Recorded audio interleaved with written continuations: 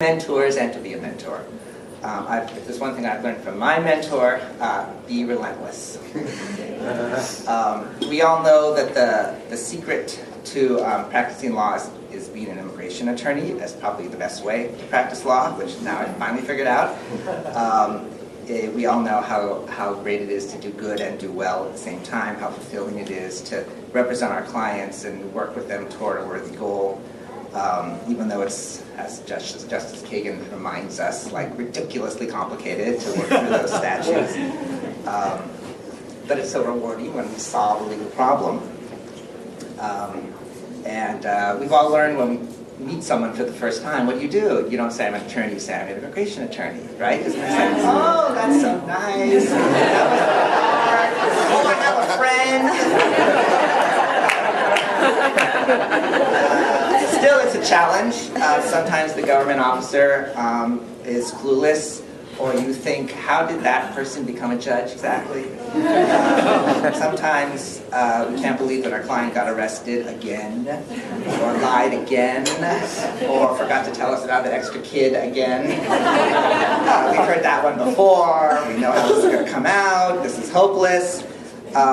In 18 years of experience, I can be permitted to give some advice. No matter how long you've been doing this, you have not seen everything. We don't always know how it's going to turn out until we see it through, until we've explored every option, until you stood up to the government and challenged their evidence, or challenged the case that they presented, challenges the document, challenge that maybe they didn't certify it properly, or maybe they certified it properly but didn't file it on time. And sometimes you can win. Until you uncover the underlying psychological problem that prevented your client from applying for asylum within 1 year. Or ask the woman who left her home country and is on her second marriage, hey, how come you didn't bring your first husband with you, and uncover a domestic violence survivor? We have to keep asking, keep reevaluating, keep learning, be creative. What kind of crime qualifies for a U visa? Ask the young person if they might have been abused by their parents so that they can qualify for VAWA if they're not 245I, or ask about their parents' petitions to see if they are 245I. I'm not trying to teach you new tricks. I'm just pointing out that the wonderful thing about immigration is there's always new aspects. There's always new things to learn, to remember, to apply, to figure out how to apply them. And the really great attorneys are the ones who keep doing that. If the cases and the stories are old, then my news to you is actually you're too old. Tax law. I'm not saying that immigration is for the young, but it is for the young of heart, right? And for those who consider themselves young at heart, who thrive on new challenges, new developments, new way of approaching. I mean, we've seen this in the last, I would say, 2 years of practice, which in my opinion has totally revolutionized with prosecutorial discretion, right? Because that term is not new, but it is new to actually applying in immigration law. And no, it doesn't work yet, and they haven't figured it all out. But the whole idea that discussion is even happening is a totally new approach, right? You have to think about that. You have to think about advocacy. You have to think about use of the press or congressional offices or public pressure. I mean, if we've learned anything from the DREAM activists, right? It's that, just because you don't have any legal options doesn't mean you can't make legal progress. And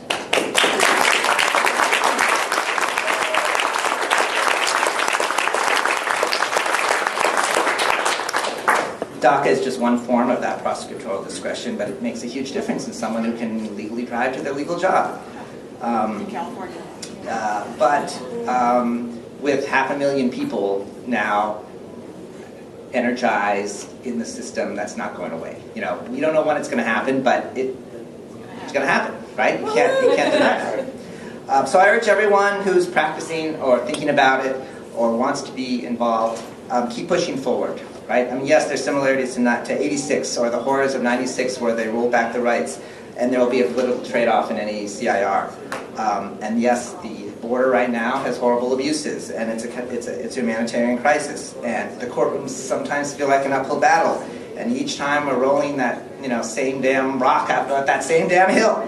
But Sisyphus was relentless, right? Plus, we're actually winning because every time you do it, you learn something new, and you actually make progress. That might make a good movie. The tide is turning. It's exciting. Immigration law is more intellectual than ever. Just think about smart federal judges who are taking our arguments seriously. Some of them are actually on the Supreme Court.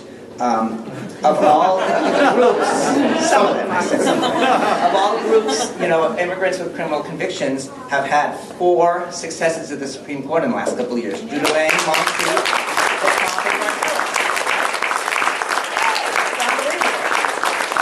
that totally changed the legal landscape for that group. The government has started giving people free immigration attorneys. Yeah. A year ago. Yes, adjudications are inconsistent and there's political pressure, but it's universally recognized that no political party can survive without embracing diversity and accepting the immigrant family as part of the American family, or they're going to be irrelevant in less than a generation. That's the reality today. So it's going to happen. So we have to expand what we think of as success, right? Be willing to appeal, but not just to the higher court, but to Congress, to the public, to the press. Make prosecutorial discretion requests, push the agency to follow through on its own stated goals, and tell everybody when they don't. Right? I tell my client, who's considering fighting the case or not, you just got to keep fighting until you know you've tried everything. Right? Because you're not going to be satisfied otherwise, and you get deported, you're just going to come back. You have to know you tried absolutely everything. That's a bad situation, right? It's better to fight it, and even if you do and you eventually lose, you won't have regrets. So 18 years later, no regrets. So thank you, Trina, Dan, and the whole NIP crew, and thank everyone who's fighting the fight for immigration rights.